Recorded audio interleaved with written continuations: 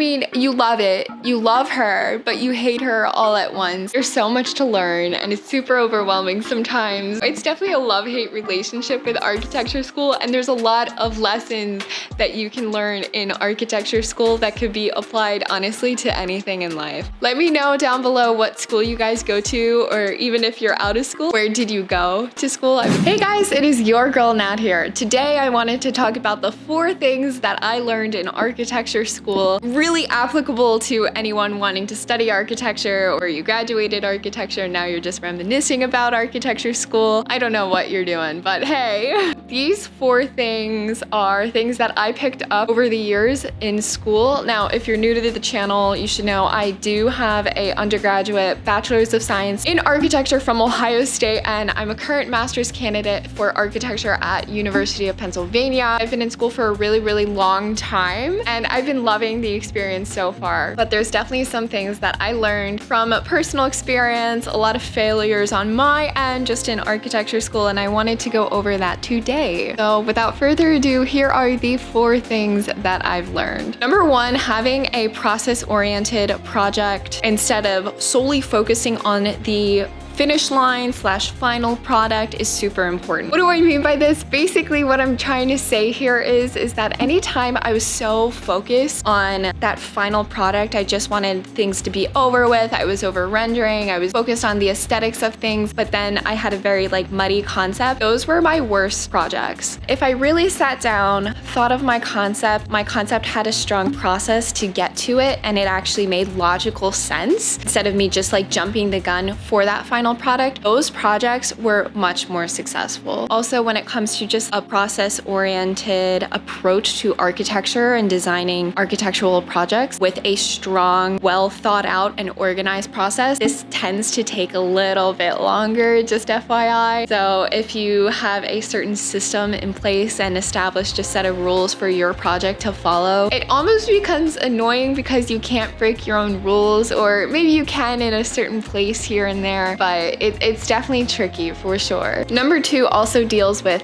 concepts and ideas and stuff. Sometimes less is more. Simple ideas really go a far way in architecture school, and sometimes if you have too many ideas trying to work together, it doesn't work. It really doesn't work out super well. So what I like to do is I have my main core concept, and then if I have some smaller ideas branching out and aesthetic choices that I made as the architect and designer, that's okay. What I'm talking about is using 5 different concepts for one project. It's very confusing and it's kind of muddy. It was just too much going on at once. Number 3 goes more into your work ethic. If you show up every day, continue to work out your project in a very process yet detailed oriented way, but keeping the overall concept in mind, you're gonna have a really good project. Consistency produces the best results when it comes to architecture school and architecture studio classes. You need to be consistent with what you're doing and produce really good quality work. And I know we always want a break here and there, but sometimes you won't get that, and that's definitely a con for architecture school. We're definitely super overworked, really tired all of the time. If you're passionate about the field, honestly, architecture school shouldn't feel like work. And the 4th and final lesson that I learned is that staying creative outside of school, outside of architecture school, will help you so much in architecture school. If you have another creative outlet, whether that be music or something art related like drawing or painting or photography, anything that sparks your creativity is super great. The best concepts that I've thought of myself personally, they happened at moments when I wasn't just sitting at my desk. I would be out on a run, or I would be painting something, and then I see something that really inspires me, and then I just go with it. A lot of architects like Zaha Hadid, right? She would start out all of her projects with a painting and then transition into building concept ideation and so on and so forth, right? I just hope you guys aren't killing yourselves in studio, especially in the early stages of studio. Sometimes you definitely need a break from studio, and I think these breaks, still actively think about it, but I think these breaks are really good point in time for you to have other sparks of creativity outside.